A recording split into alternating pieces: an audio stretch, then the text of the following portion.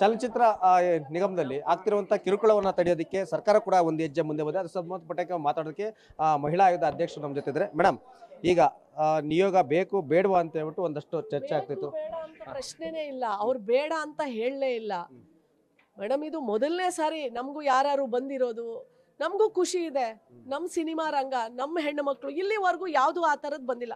ಆಯೋಗಕ್ಕೂ ಸಹ ನಮಗೆ ದೂರ ಬಂದಿಲ್ಲ.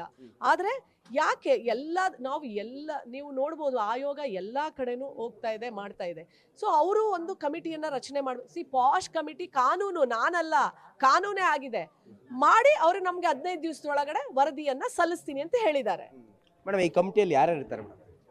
ಕಮಿಟಿಯಲ್ಲಿ ಸಿನಿಮಾದ ಹಿರಿಯ ನಟಿ ಇರ್ತಾರೆ, ಮತ್ತೆ ಹೊರಗಡೆ ಯಾರು ಹೆಣ್ಣು ಮಕ್ಕಳ ಹಕ್ಕುಗಳಿಗೆ ಹೋರಾಟ ಮಾಡ್ತಾರೆ ಅವರು ಇರ್ತಾರೆ, ಮತ್ತೆ ಆ ಮೆಂಬರ್ಸು ಅರ್ಧದಷ್ಟು ಹೆಣ್ಣು ಮಕ್ಕಳೇ ಇರ್ತಾರೆ. ಈ ತರ ಒಂದು ಕಮಿಟಿ ರೂಲ್ಸು ಸಹ ಇದೆ, ಹಾಗೇನೆ ಅವ್ರು ಮಾಡಬೇಕಾಗತ್ತೆ. ಸೊ ಯಾವುದೇ ಒಂದು ದೂರ ಆದಾಗ ಹೆಣ್ಣು ಮಗಳು ಆರಾಮಾಗಿ ಯಾವುದೇ ಒಂದು ಒತ್ತಡ ಇಲ್ಲದೆ, ಟೆನ್ಷನ್ ಇಲ್ಲದೆ ಬಂದು ಆ ಕಮಿಟಿ ಮುಂದೆ ಹೇಳ್ಕೊಳ್ತಾಳೆ. ಅವಾಗ ಆ ಕಮಿಟಿಯವರು ಅದಕ್ಕೆ ಪರಿಹಾರವನ್ನು ಕೊಡುವಂಥ ಕೆಲಸವನ್ನು ಮಾಡ್ತಾರೆ. ಅದು ಮೇಲೆ ನ್ಯಾಯಾಲಯಕ್ಕಾಗಲಿ ಆಯೋಗಕ್ಕಾಗಲಿ ಬಂದಾಗ ಆ ಕಮಿಟಿಯ ವರದಿನೂ ಭಾಳ ಇಂಪಾರ್ಟೆಂಟ್ ಆಗತ್ತೆ. ಅವಾಗ ಏನಾಗುತ್ತೆ, ಈ ಥರ ಎಲ್ಲ ಆಗುವ ಹೋಗೋಕ್ಕೆ ಎಲ್ಲರಿಗೂ ಒಂದು ಭಯ ಇರುತ್ತೆ, ಮಾಡಬಾರ್ದು ಅನ್ನೋ ಒಂದು ಸಂದೇಶ ಇರುತ್ತೆ. ಮಾಡೋದ್ರಲ್ಲಿ ತಪ್ಪೇನಿಲ್ಲ.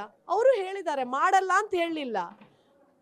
ವಾಣಿಜ್ಯ ಮಂಡಳಿ ಅಧ್ಯಕ್ಷರು ನನ್ನ ಜೊತೆನೇ ಇದ್ರು. ಮೇಡಮ್, ಮಾಡ್ತೀವಿ, ನಾವು ಕುತ್ಕೊಂಡು ನಮಗೆ ಟೈಮ್ ಕೊಡಿ, ನಾವು ಮಾಡ್ತೀವಿ ಅಂದ್ರೆ ಮಾಡಲೇಬೇಕಪ್ಪ ಅಂತ ಹೇಳಿದ್ದೀನಿ. ಕೊನೆಯದಾಗಿ, ಈಗ ಶಾಸಕರಾದಂಥ ಮುನಿರತ್ನ ಮೇಲೆ ಒಂದು ಗಂಭೀರ ಆರೋಪ ಕೇಳಿ ಬಂದಿದೆ. ಮಹಿಳೆಯರ ಬಗ್ಗೆ ಕೆಟ್ಟದಾಗಿ ಮಾತಾಡೋದು ತಮ್ಮ ಗಮನ ಕೂಡ ಬಂದಿದೆ. ಏನು ಕ್ರಮ ತಗೊಳ್ತೀರ ಮಹಿಳಾ ಆಯೋಗದಿಂದ?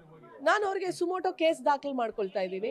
ಅವ್ರಿಗೆ ಒಂದು ಇದನ್ನು ಕಂಪ್ಲೇಂಟ್ ಸಹ ಹೋಗುತ್ತೆ ಅವರಿಗೆ. ಅದಕ್ಕೆ ಅವ್ರು ಉತ್ತರನೂ ಕೊಡಬೇಕು ನಮಗೆ. ಸೌಮ್ಯ ರೆಡ್ಡಿ ಅವರು ಆಲ್ರೆಡಿ ನನಗೆ ಕಂಪ್ಲೇಂಟ್ ಕೊಟ್ಟಿದ್ದಾರೆ. ಇದಿಷ್ಟು ಮಹಿಳಾ ಆಯೋಗದ ಅಧ್ಯಕ್ಷರ ಮಾತಾಡಿದೆ. ಕ್ಯಾಮ್ರಾಮನ್ ಜಯರಾಮ್ ಜೊತೆ ಮಲಂಡಳಿ, ಪವರ್ ಟಿವಿ, ಬೆಂಗಳೂರು.